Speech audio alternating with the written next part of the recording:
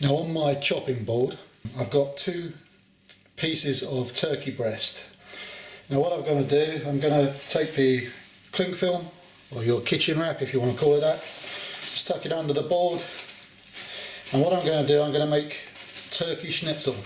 What I need to do now is beat the living daylights out of my turkey breast. Now you can do that with a meat mallet. If you don't have one of them, pound the living daylights out of it with a rolling pin. We want this to be quite thin.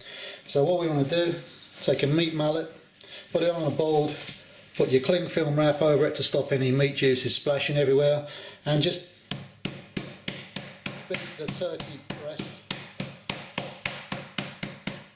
as flat as you can get it. By flattening out the turkey breast, it takes a lot less time to cook it. Now this is a take on an Austrian dish, Wiener Schnitzel, which is veal scallops. By you beating this, you're also tenderising the meat, so it actually breaks down any sinews, any nasty bits and pieces in the breast. So we've beaten out our turkey breast. All we need to do now is take the plastic wrap off, throw that away, we don't want that anymore.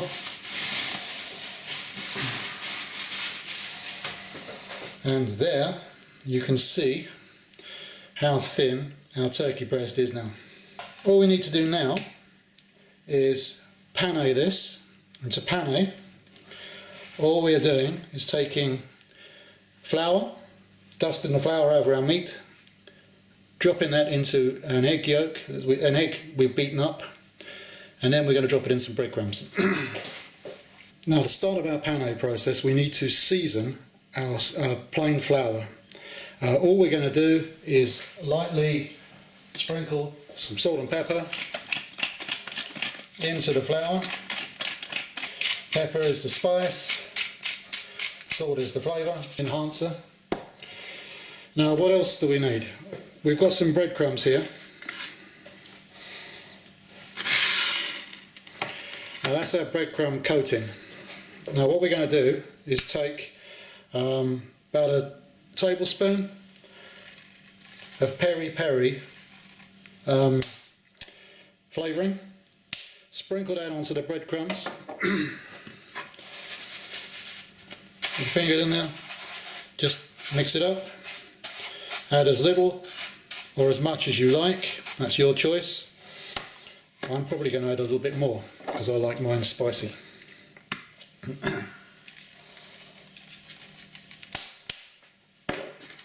Mix that in again. Pane. What we need to do is take our breast, which we've just beaten out to tenderise it, dip that straight into the flour.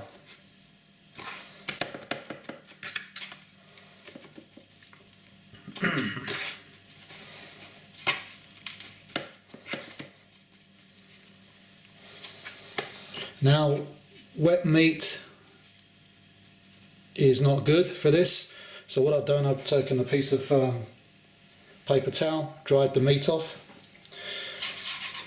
spread the flour out again. Now what the flour does on our meat, it creates like it creates a glue substance, and what that does, that allows other things to stick to the flour. When we dip our meat, which is lightly covered in the flour, into our egg yolk there, the egg yolk now adheres to the flour. Make sure the egg yolk covers all of the meat. Now because you've got egg yolk now sticking to the meat, you can dip that into your Peri Peri mixed breadcrumbs,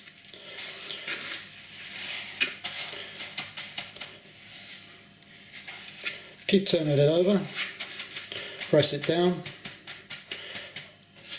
try and get as much of the breadcrumb coated to your meat as possible, which just enhances the flavour. That's lovely and coated. Let's do the other one and rest this in the fridge for about half an hour before we come to cook it. It's always better to cook these cold from the fridge when we start the cooking process. So I've taken my meat out of the fridge, I've dropped it into a heavy based skillet. Before I put the meat in, I brought the temperature of the oil up very high so the meat will cook quicker. Now what I don't want to do is have the hob too high when I'm actually cooking this. I'm trying to make the seasoning and the breadcrumbs on the outside a golden brown. Now when you're cooking the schnitzel, this will absorb the oil, so you might need to top the oil up between cooking the pieces of meat.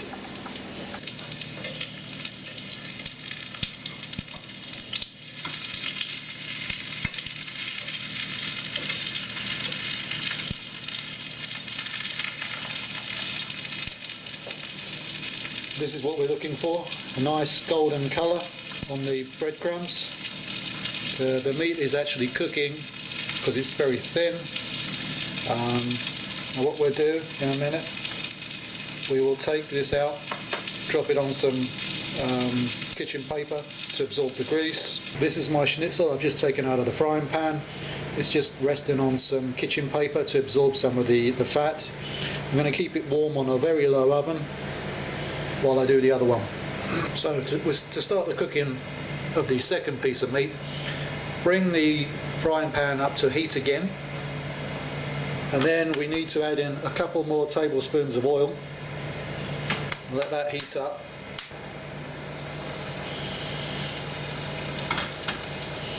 There we go.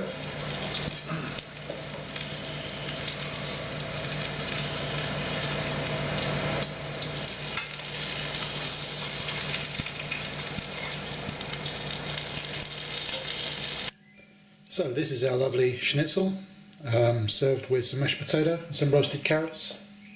Just to give this a bit of a taste.